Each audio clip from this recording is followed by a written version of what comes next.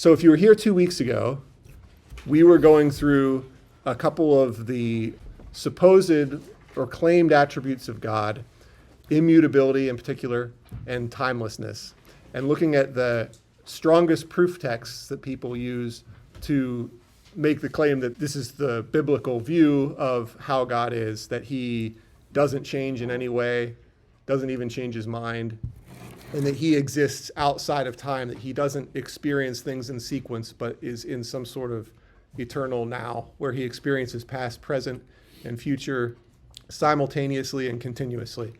And we looked at those proof texts and saw that those ideas didn't seem to flow from the proof text itself, but it was as if those ideas were being read into the proof texts. Like those ideas were coming from somewhere else, and then people would try to support those ideas with things from Scripture. But when you looked at the context of those things, like when God says, I don't change, we saw what he really was saying was that he was consistently good, and that it wasn't that he abandoned Israel, but that Israel abandoned him. And if they would return to him, he would return to them. So returning is a change word. So taking that one little phrase out of context to try to make it mean more than it does is sort of disingenuous. And so that left us with a question of where are these ideas actually coming from? And the answer is that they come from something called classical theism. And if you've heard of classical theism, or if you hear of classical theism, you might think that's like old-fashioned or time-tested theism, but it actually means something different than that. When you talk about classical architecture, what is that? Does anyone know what classical architecture is? It means specifically based on Greek or Roman styles. So in Washington, D.C., you see a lot of classical architecture because it's got these big white pillars everywhere, and it looks a lot like ancient buildings from Greece. Right? Classical education is going to have an emphasis on Greek and Roman philosophers. So it's different than when we say things like classical music or classic movies, things that are sort of not dated when you look back on them, like they're enduring in their quality. But it actually means specifically coming from Greek or possibly also Roman ideas from ancient Greece. So the Routledge Encyclopedia of Philosophy describes classical theism. These quotes are specifically from the page I've got linked there at the bottom, but it's not exhaustive. I've only got some excerpts here kind of specific to the things we talked about a couple weeks ago. So they say that according to classical theism, God is, and right away we have this Latin term, si, which is Latin for from self. Sometimes you'll hear the term aseity. It's sort of one of those theological terms that you'll hear people say, and you go, what does that mean? It means wholly independent from all else, that he's self-existent, and if you take it to the sort of extreme that the classical theists do, it's that he's so independent that he ends up not being affected by anything else. Not only that he is self-existent, that he wasn't created, but that also he's sort of outside of everything else and unaffected by everything else. The word suicide, the S-U-I, is a form of this S-E. It's like a genitive form. So that's the same word. So that means killing of the self. So S-E means self, C. So if you hear the word aseity, that's referring to this idea of God being completely independent of the rest of reality. And the reason I even have that one on here specifically is because it's referred to later by some of these other definitions. And so we kind of need to have that as a starting point for those. And then there's immutable, which we talked about 2 weeks ago, that God is unable to undergo real intrinsic change. Really, that he can't change in any way at all. He can't change his mind. He can't change his emotions, that he's utterly immutable. It's a very big view on immutability. Either doesn't? Either. Here it says unable, which would mean can't, but we'll get to why they say that later. So these are those terms that we talked about a couple weeks ago. I don't know if you were here for that one. The claim is when you see language in the Bible that describes him changing, those don't count. They're figures of speech, even though they're all over the place. But the 2 or 3 places that kind of say he doesn't change, those ones are absolute. That's the view of the classical theist who is interpreting the Bible in light of this other philosophy that we're talking about, which is very common. And we'll get to why that is. And then there's impassible. Now, this means unable to be affected by beings other than himself. Specifically, this sort of means like unable to change your emotions. It's sort of a subset. I view this as a subset of immutability. If you take immutability to an extreme that God doesn't even change, he's unable to be moved by us. So our prayer doesn't move God, according to this view, where God's outside. He still wants us to pray, but it doesn't ultimately affect him. And I just want to say, I don't believe any of this. I'm aiming to refute these ideas, but these are very common ideas that you'll hear from Christians and theologians, and it's been common for 1,500 plus years. And so we're going to look at how these ideas came to be common, but to start, we got to kind of look at what these ideas are. So they may or may not, the changing things, probably more familiar. You don't hear impassibility attributed to God quite as often, but a lot of times with the higher levels of theologians and philosophers, they will gravitate to these things because they're committed to classic theism. Then finally, we have eternal in the sense of timelessness. That is, not having a past or a future existing outside of time, not experiencing sequence. And at the end here, it says a timeless being enjoys its entire life in one timeless present. Sometimes that's called the eternal now. And so if you recall last week, we had this diagram to show like God existing outside of what we think of as like a timeline, and that the future to him is as set and settled as the past and as the present, that he doesn't experience these things in sequence, but he experiences it all at once continuously, and he always has.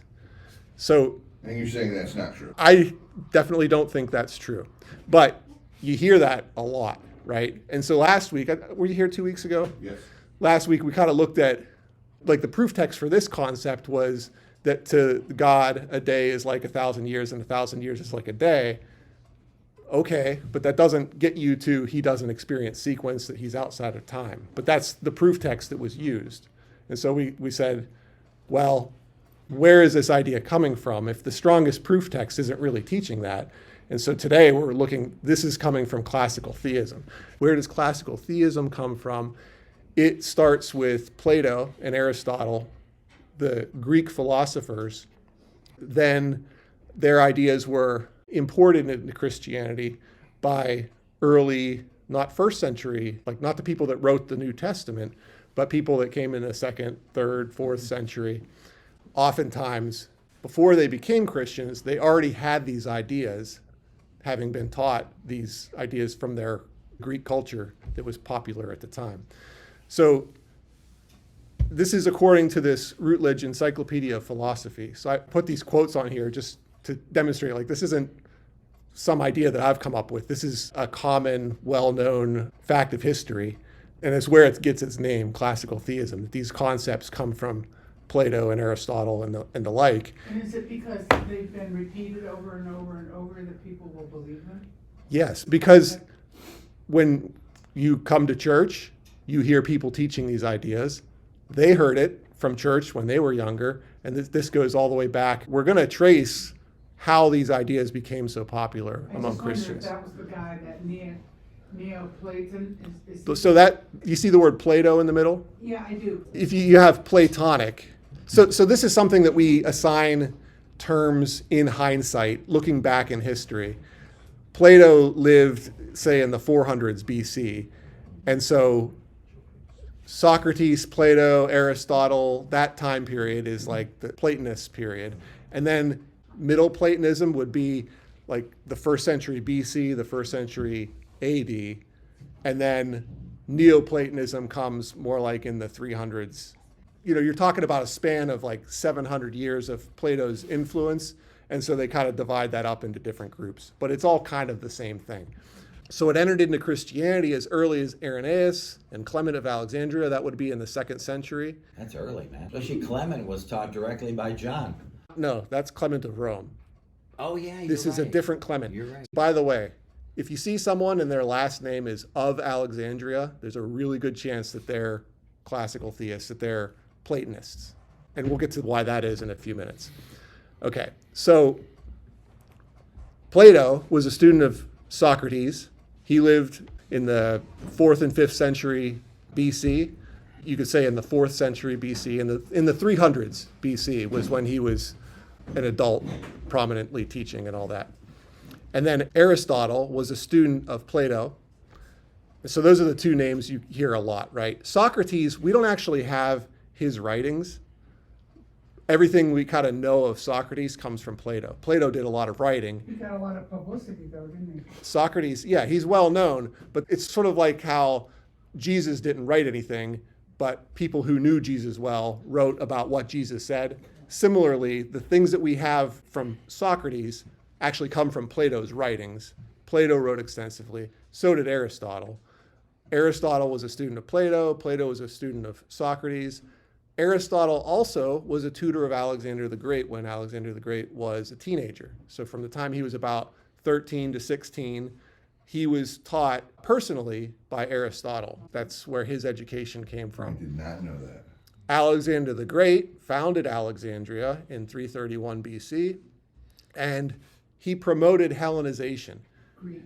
He promoted across the empire Greek culture to people who were not ethnically Greek. So if you were a Hellenized Jew, you were a Jew who was probably speaking Greek, but also adopting Greek ideas and philosophies. You were culturally Greek, even though you weren't ethnically Greek. So are you a Gentile Greek? Are you a Gentile Jew Greek? You weren't a Gentile in that, like, you were still ethnically Jewish. You may or may not be circumcised. Timothy was circumcised as an adult by Paul. His mother was Jewish, his father was Greek. So he had Jewish ethnicity, but he wasn't living as a Jew, prior to his conversion. But he And got circumcised to please his audience. he got circumcised, yeah, so that he could go to the synagogues without upsetting the Jews.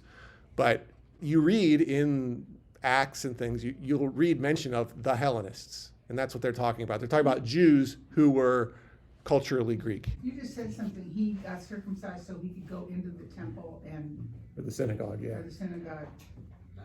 How did they check ID at the door? I mean, how did they know If they would have, circumcised? good, She said what I good was question. I don't know, They would but ask they would him, have and he known, would and lie. yeah, But what I'm asking is, to the did they government. do show and tell when you walked in? They probably just asked. I don't think so. they probably wouldn't resort to that. But if you're no, people know each other, right? And in sports and stuff, they used to be naked. I mean, there might have been circumstances where people would see each other naked, just Well, like, they had the public baths and all that. sure, Yeah. we're kind of speculating, Okay. but I was it just was curious. known. It was no, like, here's a guy, we know his mother is Jewish, his father is Greek, So, and so people knew that he was not circumcised. So if he's going to start going into the synagogue, why do I keep calling it temple? there was only one temple. So, but this was, in Galatia and whatever. Cheryl So, always asks, what do you guys talk about Sunday school today? yeah, I didn't mean to get into circumcision, but Yeah, but where's- Katie's like, I where's want to know the Janet? details. Where's Janice Daniels, man? Yes, I was just gonna say, where's Janice? Yeah, yeah. I'm calling her. But anyway, the point here is that through Socrates, Plato, and Aristotle's big influence on Alexander, Alexander founds Alexandria, which we've talked about Alexandria before when it came to translating the Old Testament into Greek with the Septuagint, that was an Alexandrian project. There was a great library there. This was a cultural center. It was intended to be a cultural center to spread these Greek ideas. And so people would go there and study. You could kind of think of it as like a university at the time, Then Alexander the Great, right around that time or a couple years later, conquered Israel. And so that Hellenization spread to Israel, and it was also to the Jews that were living in other places too. They were especially likely to become Hellenized. And so Platonists, people who adopted these ideas from Plato and Aristotle and his successors, or their successors, include Philo of Alexandria. He would be what we call a middle Platonist because he lived, give or take, 100 years from when Christ was born. That's considered the middle Platonist period. he was a Jewish philosopher, so he wasn't a Christian. You can see he died around 50 AD, so he was mostly pre-Christian anyway. But he wrote an allegorical interpretation of the books of Moses, sort of reinterpreting them figuratively in light of these Greek ideas. So he was a Platonist, and he was interpreting those ideas into the Jewish scriptures, which, wasn't normal throughout history. So he was sort of blending those ideas. And then his writings were very influential to a lot of early Christians, like Origen of Alexandria. Then you had Justin Martyr, you've heard of him. Clement of Alexandria, we mentioned. Origen, like I say, he was heavily influenced by Philo as well as the Greeks themselves. And then ones that we'll talk about next week, specifically Augustine of Hippo. You could say he's the most influential theologian who is like after the New Testament was written, say post-biblical theologian. Augustine's probably number one. Augustine, because his influence is so great, that's why I've got it in yellow here. That's who we're eventually going to be talking about in detail. These other ones, I'm just sort of showing that these ideas being imported from Greek philosophy, they didn't start with Augustine, but that's sort of where it really got entrenched, was through his writings. In the years before Constantine's conversion, the Christian church was persecuted. So Augustine didn't die a martyr because he lived during a time where it was okay to be a Christian, whereas the people in the second century, just about all of them were killed. Anyone that you've heard of was probably killed. The Western dynasty, Augustine worked for them to get the Vulgate translated and distributed. And then much later you have Thomas Aquinas. He's a Catholic theologian, and you can see by the dates there, he's closer to shortly before the Reformation with Martin Luther. So that's sort of like the later phase of when Roman Catholicism was sort of it, primarily. So Plato had this idea that God can't change, that he was utterly immutable, that he couldn't change in any way. And in his book, The Republic, or in his books, this is an excerpt from book 2, he would use these dialogues a lot where, if you've ever heard of the Socratic method, it's where a teacher is leading a student by asking questions, and you're sort of leading them step by step to think through these things to get to the end, instead of just declaring this is how it is and sort of spoon feeding them it all. You're trying to lead them step by step to getting to the conclusion through their own reason. And so a lot of Plato's writings will have these dialogues, and this dialogue is between Socrates and Adimantus. So Adimantus is in like the student role, and Socrates is the teacher. And I'll give you an overview because it's a little easier if you kind of know where we're heading when you go into it. His argument is God is perfect.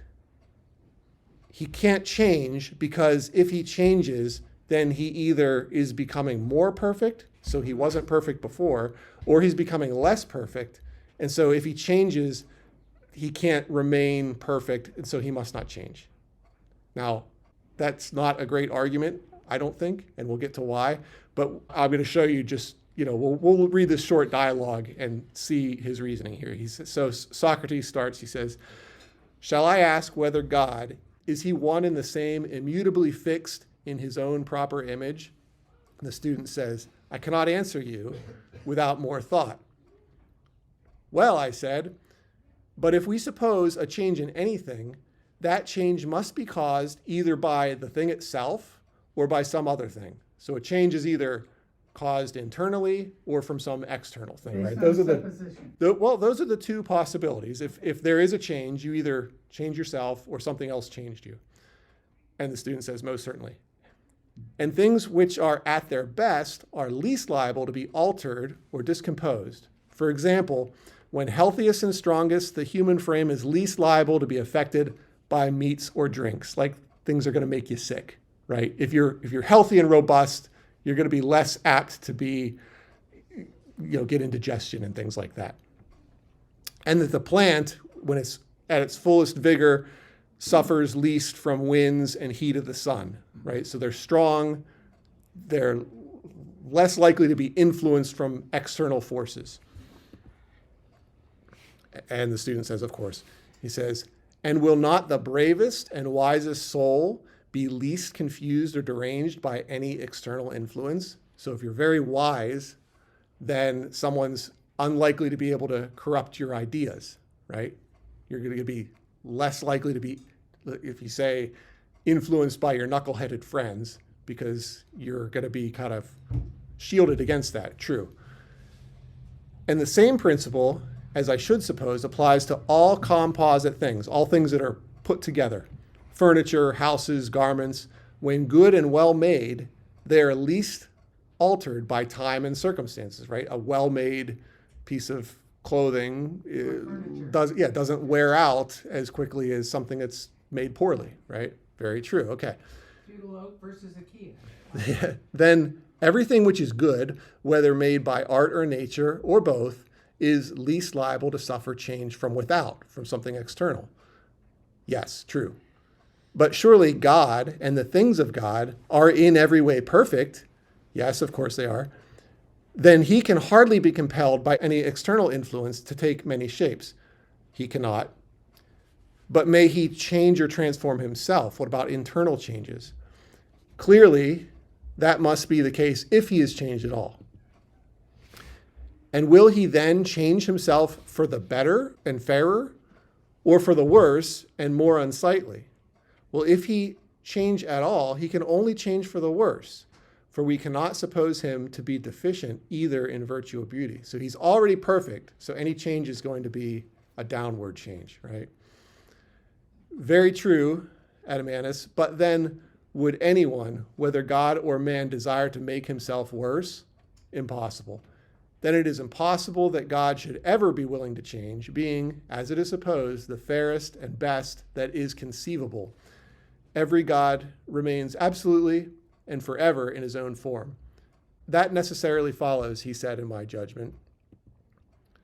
But one thing that they're overlooking here is lateral changes, right? They're assuming that any change is either for the better or for the worse, right? If you're at work and you change positions, you're either being promoted or you're being demoted, right? But sometimes you have a lateral change. You have a change, but it doesn't increase or decrease the stature or quality.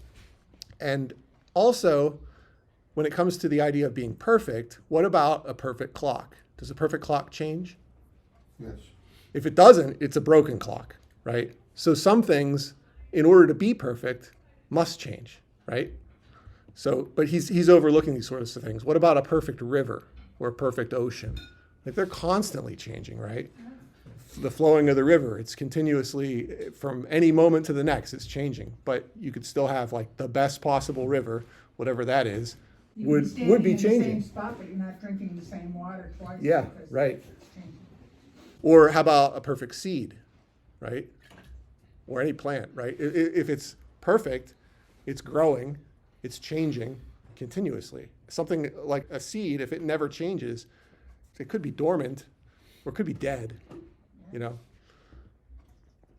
Perfect baby, that's going to change. It's going to grow, develop.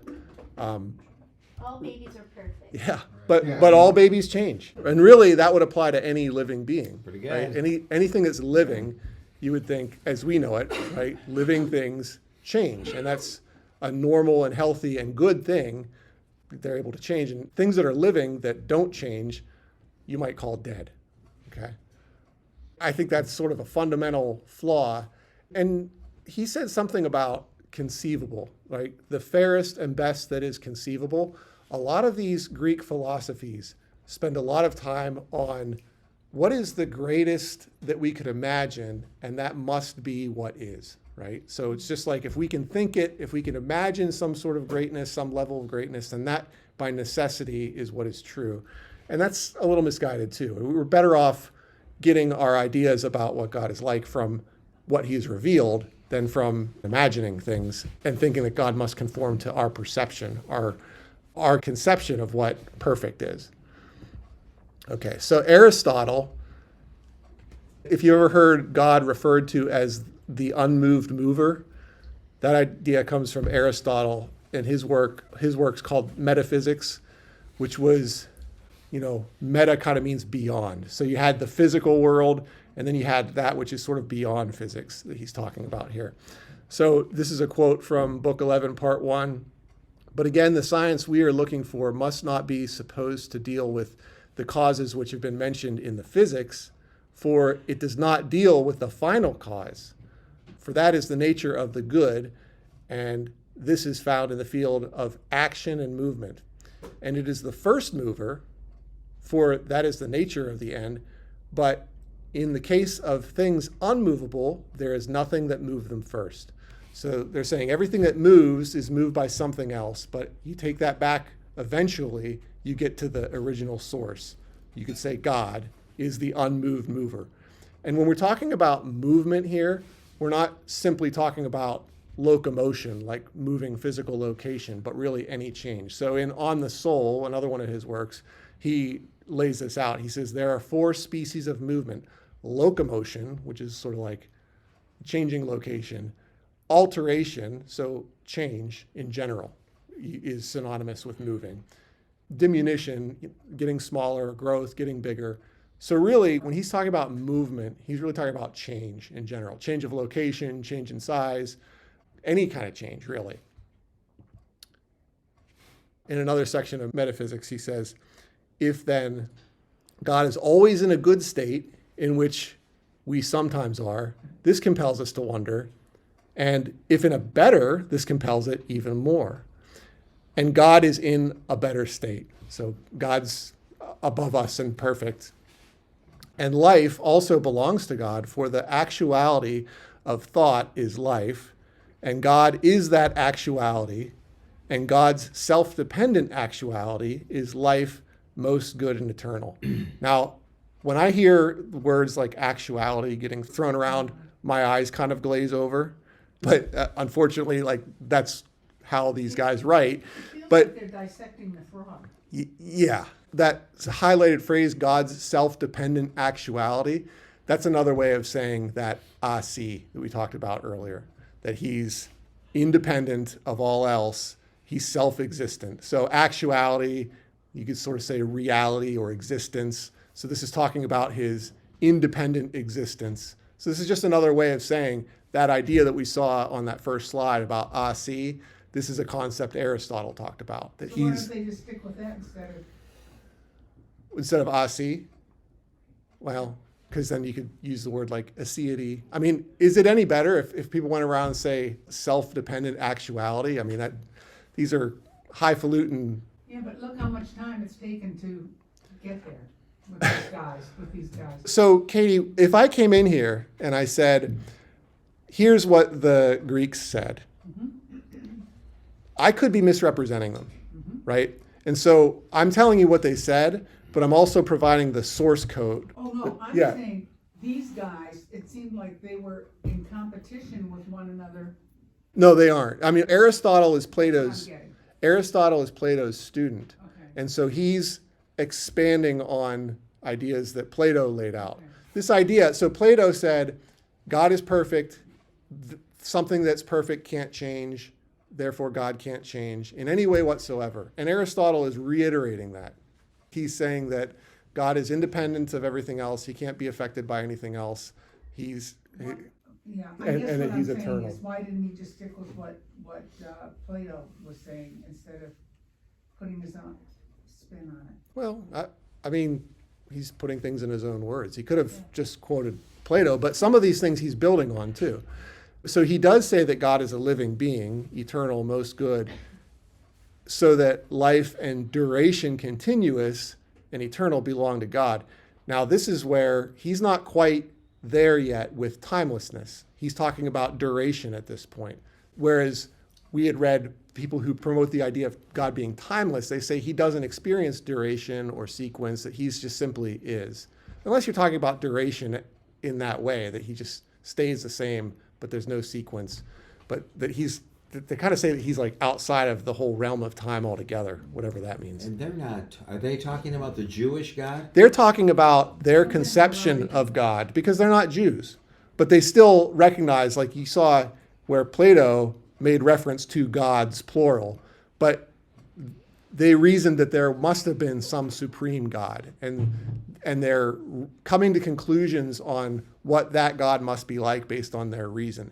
And so some of that you could say they're trying to tap into sort of like the general revelation, like we can see from creation that God exists, but they're getting into details that are, I think, beyond their grasp. And then these ideas end up getting imported into Christianity, and that we'll end up using the ideas from Plato and Aristotle to sort of trump what God has said about himself. But for now, we're just looking at where did these ideas actually come from. We can be given a list of 3 to 5 proof texts for these ideas, but that's not really where they're coming from. It's people are getting these ideas from Plato and Aristotle and trying to find things in the Bible that support those ideas rather than the other way around. And we'll get to that explicitly when we get to Augustine. Did you have a question too? You know what, my question, you just answered it. Okay. My question was, how much were these guys influenced by the Hebrew Scriptures? Not at all, I would say. I would say that Plato and Aristotle were kind of over in pagan land. They were more influenced by Greek mythology than... But yet it seems like they believed in the concept of one God. Or a supreme God. Yeah. Yeah. Oh, okay. Yeah. Yeah. But they weren't getting their insights from Hebrew scriptures. You think at this time, there was no Septuagint. In Aristotle's day, he's in the 300s. The Septuagint, so the Hebrew scriptures weren't even accessible to them in Greek for another couple hundred years. So they're coming up with these ideas from, you could say, a general revelation starting point rather than specifically from like Jewish revelation. They were very like this, man. Yeah. So- I mean, you could, there's no denying that Socrates and Aristotle, that they were high IQ individuals. Right. I mean, and this whole concept that, Zeus can't control himself, he can't control his urges. So therefore they came to a conclusion, there's a being higher than the whole Greek family, And there's also, the whole Greek pantheon. there's a heavy deterministic or fatalistic bent to the way they look at things. You've heard of fate, right? The idea that everything that happens, it's predetermined. And that's really big in Greek mythology, like the story of Oedipus and stuff like that. Like an oracle will say this is going to happen, and everything you do to try to avoid it just brings it about, right? And so that concept of everything, of the future being utterly fixed, that was big in Greek thought and Greek mythology and Greek philosophy. And these ideas about God being unchanging, they play into that, right? If God is unchanging in every way, then he can never come to know something that he didn't already know. And so he must know the future, and so the future must be set. That's the sort of reasoning that gets you to that fatalistic view. And really, everyone was descended from Noah's descendants, so Sure. they all knew there was a God, and a lot Yeah. of the Greek stuff comes from ancestor worship and history and them Right. elevating. But as far as them. like specifically, had they read the books of Moses, I don't think there's any indication that No, that they was just the had case. an oral tradition of theirs. Right. Okay, so let's see. Book 7, part 8, this is where we read that the first mover must be itself unmovable or immutable. An eternal movement must be produced by something eternal. Each of these movements also must be caused by a substance both unmovable in itself and eternal. So you have a reiteration of the same conclusion that Plato came from, that the supreme God is in every way unchanging and unmovable. Next we have Plotinus. He's considered the first of the Neoplatonists. You can see he lived in the 3rd century AD in the 200s. So this is past Philo, who was a Middle Platonist. Plotinus argued that God is timeless and unchanging very explicitly. So he says, again, this is jumping into arguments to get to this point. He says, then we reconstruct a soul life in the Supreme, a life never varying, immutably itself, right? So that the idea that he's never changes. And he says, knowing this, we know eternity. We know it as a life changelessly motionless, not this now and now that other, but always all, not existing now in one mode and now in another, so no sequence of experience. Nothing in it ever knows development. All remains identical within itself, knowing nothing of change, forever in a now. So sometimes you hear that term, eternal now, described as how God exists. Since nothing of it has passed away or will ever come into being, but what it is now, that it is ever. The identity in the divine has no futurity, but eternally is. So God doesn't have a future. He's just the same, doesn't have any potential. And could it come to be anything which it is not once for all? So it can't become anything. This is a consequence of the idea of complete immutability. It cannot include any past. Futurity, similarly, is banned. So God doesn't have a past. God doesn't have a future. God exists experiencing all these things, past, present, future, simultaneously, continuously. And then as a consequence of that, the future must be determined from us. Like it's not this might happen or that might happen. Whatever will be, will be. God knows it. Yeah, que sera. But that's sort of how you get to that conclusion, right? This idea in the middle here, nothing in it ever knows development. According to the scriptures, Jesus increased in wisdom and stature and in favor with God and man. God became flesh. That's a change. That's a big change, right? And the idea that God can't undergo any change, I think the best place to challenge that idea is, did God the Son become flesh, or was he always flesh? Because according to John, the Word became flesh and dwelt among us. And in the Old Testament, it even says that God is not a son of man. At that time, he wasn't, but now he is, and he forever will be. So that's a big change. And then here we have, notice, Jesus increased in favor with God. So this isn't just a change. Remember, increase was one of those words for change or motion, according to Aristotle. And that it wasn't just Jesus increasing, but also he increased in favor with God the Father. So that's a change in the Father too. His relationship, he's had an eternal relationship with the Son, but it underwent change through the incarnation, which is pretty neat. Plotinus, by the way, this title of his work, the Enneads, it's groups of 9. So an Ennead is a group of 9. And so he wrote 6 books, and each of those books were 9 chapters. And so it's just basically the 9s. So this is book 3. He says, that which neither has been nor will be, but similarly possesses being, that which employs stable existence as neither in process of change nor having ever changed, that is eternity. Thus, we come to the definition, the life instantaneously entire, or sometimes you hear that called the eternal now, complete, at no point broken into period or part, which belongs to the authentic, existent, the supreme God, by its very existence. This is the very thing we are probing for. This is eternity. And so this description of eternity, this isn't just everlasting. God describes himself as being from everlasting to everlasting, but this sounds like a verbal form of that diagram we looked at a couple weeks ago, where God is outside time and experiencing all time, past, present, and future simultaneously. I think this diagram was probably made in 1994. So in contrast to this idea of God being outside of time, in Exodus and in Genesis, we read of God creating over the course of 6 days in sequence and then resting on the 7th. So right away, like when you read the Bible, right away it's describing God acting in sequence and having these experiences in time.